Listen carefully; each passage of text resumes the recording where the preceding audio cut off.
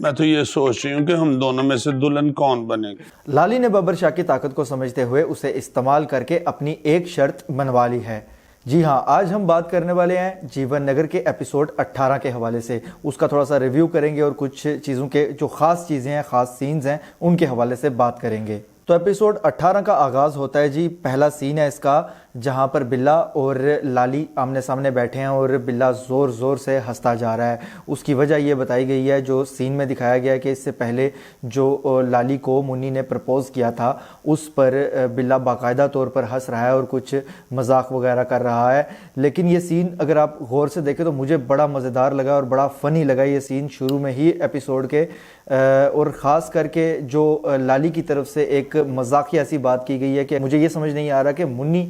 دلہن بنے گی اگر ہماری شادی ہوتی ہے یا میں۔ تو بڑا مزے کا سین تھا وہ، اور بڑا اچھے طریقے سے لکھا گیا اور اچھے طریقے سے پرفارم کیا گیا، بڑا مزے کا لگا ہے مجھے۔ اس سے آگے بڑھتے ہیں جی اور مزید بات کرتے ہیں۔ خزانے کا فیصلہ ہونے والا تھا اس ایپیسوڈ میں، جس پر جو فیصلہ ظاہر سی بات ہے ببر شاہ نے یعنی لالی نے کرنا تھا، اور لالی پورے طریقے سے اڑ چکا ہے اس پر کہ جب تک میرے جو شاگرد ہیں ان کو نہیں بلایا جاتا یعنی میرے چیلوں کو، تو تب تک میں فیصلہ نہیں کروں گا۔ اور اس کا بھرپور استعمال کیا اس نے، اس چیز کو سمجھتے ہوئے کہ ببر شاہ کی یہ طاقت میرے پاس ہے، اور اپنے چیلوں کو باقاعدہ طور پر وہاں پر بلانے تک باہر لوگ بھی آ کر بیٹھے رہے ہیں، پورے جیون نگر سے محلے دار بیٹھے رہے ہیں، فیصلے کا انتظار کرتے رہے ہیں، لیکن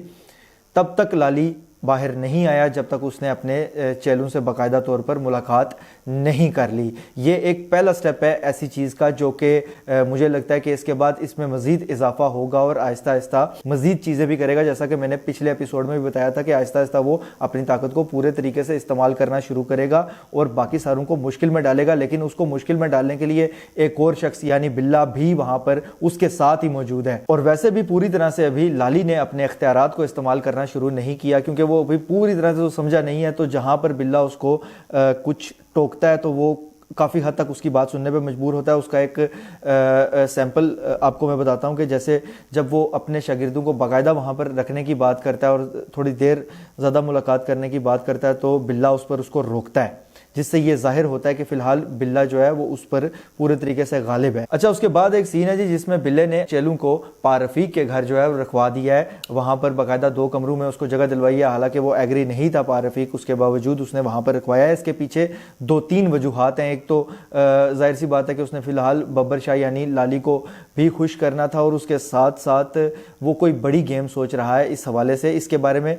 آخر میں جو ہے وہ ڈسکس کرتے ہیں کہ اس کی وجہ مجھے کیا سمجھ آئی ہے، اور کچھ لاسٹ کے پرومو میں بھی سمجھایا گیا ہے۔ اس کے بعد جی لالی اپنی شرط کو منوانے کے بعد خود بھی باقاعدہ طور پر خزانے کا فیصلہ کرنے کے لیے تیار ہو گیا، اور جا کر ان سب لوگوں میں بیٹھ کر سب محلے داروں میں اس نے خزانے کا فیصلہ کر دیا، جو کہ سب کے لیے ان ایکسپیکٹڈ تھا، کیونکہ میں نے بھی نہیں تھا سوچا کہ اس طرح کا کوئی فیصلہ آنے والا ہے۔ مجھے تو ایسا لگ رہا تھا کہ بلا جو ہے وہ کوئی ایسی اسکیم کرے گا کہ خزانہ انہی کے پاس رہے، کیونکہ کروڑوں کا خزانہ وہ بتایا گیا ہے، تو بلا کوئی ایسی اسکیم کرے گا کہ انہی کے پاس رہے۔ منگیروں کو دینے کے تک کیا بنتی تھی، مجھے اس بات کی سمجھ نہیں تھی آئی، جو کہ اس کے بعد کے سین میں مجھے کافی حد تک سمجھ میں آئی ہے کہ جب منگیروں میں جو سب سے بیوقوف انسان دکھایا گیا ہے، لالچی لیکن بیوقوف انسان پارفیق، جس نے خزانے کو اپنے پاس رکھا ہوا ہے، اس کی وجہ مجھے جو سمجھ آئی ہے وہ یہی تھی جو بعد میں پرومو میں بھی دکھایا گیا کہ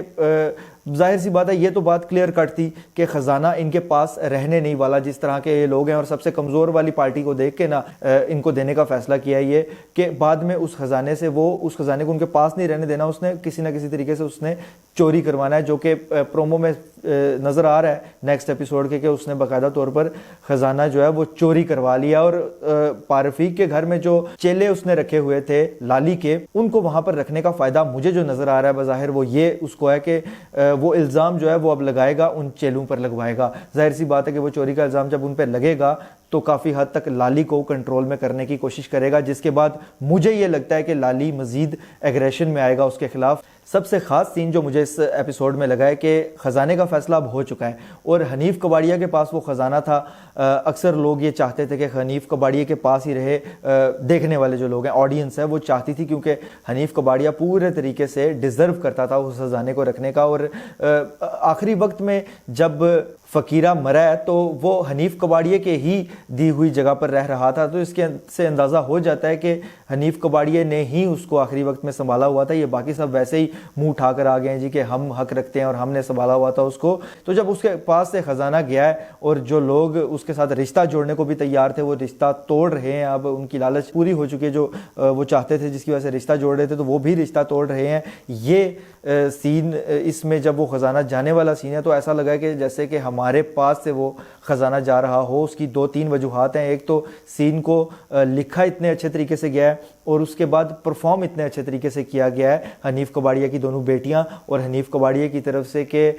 باقاعدہ وہ ہمیں فیلنگ آئی ہے کہ جیسے اس کے پاس سے نہیں خزانہ ہمارے پاس سے جا رہا ہے اور اس کے پاس سے خزانہ نہیں جانا چاہیے تھا۔ خزانے کا بہرحال جو ہے وہ کچھ نہ کچھ حل ہوگا، آخر میں اس کا بھی کوئی حل نکالیں گے۔ آخری 1-2 سینز ہیں جن کے بارے میں مختصر سی بات کرتے ہیں۔ پارفیق جسے بڑا بیوقوف شخص دکھایا گیا ہے اور لالچی بھی ہے، اس نے ایک چیز بڑی اچھی کی ہے کیونکہ اس ڈرامے کو لکھا اتنے اچھے طریقے سے گیا اور اتنے اچھے طریقے سے سارے سینز کو ایک دوسرے کے ساتھ کنیکٹ کیا گیا ہے کہ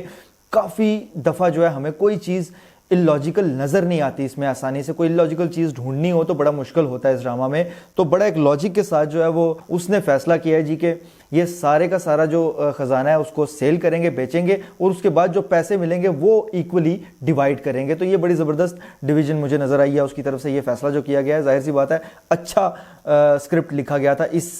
سین میں بھی، حالانکہ اتنا یہ سین جو ہے وہ ویلیویبل نہیں تھا لیکن اچھا لکھنے کی وجہ سے، ایک اچھا لاجک ڈالنے کی وجہ سے اس میں یہ مجھے سین پسند آیا ہے۔ اس کے بعد سب سے آخری سین کی بات کرتے ہیں جی۔ منی کا باقاعدہ جو ایک شیلٹر ہوم بنایا ہوا تھا اس نے جانوروں کے لیے، اس کو بند کر دیا گیا ہے۔ اس کو بند کرنے کی وجہ جو مجھے سمجھ میں آئی ہے کہ بلے نے ایک اسی دوران ایک سین دکھایا گیا تھا سینٹر میں اس ایپیسوڈ کے کہ بلے نے